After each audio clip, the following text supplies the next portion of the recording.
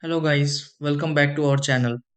If your Mitsubishi mini split remote suddenly stops responding and pressing buttons no longer changes the temperature or settings, it can leave you wondering whether the issue is with the remote or the system itself. Sometimes the screen on the remote still lights up but nothing happens, while other times the remote seems completely unresponsive for no obvious reason.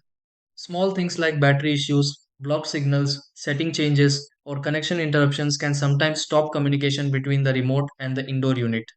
Instead of assuming the remote needs replacing right away, there are a few simple checks that are worth trying first. Let's go through several quick steps that may help bring everything back to normal. Try these. Step 1. Replace the batteries inside the Mitsubishi mini split remote if button presses are not responding properly. Step 2. Point the Mitsubishi mini split remote directly toward the indoor unit and remove anything blocking the signal path. Step 3. Check the display settings on the Mitsubishi mini split remote and confirm the correct mode is selected. Step 4. Reset the Mitsubishi mini split remote by removing the batteries for a short time before reinstalling them.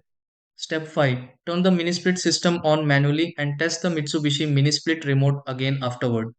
Step 6. Press different buttons on the Mitsubishi mini split remote and confirm commands start responding normally.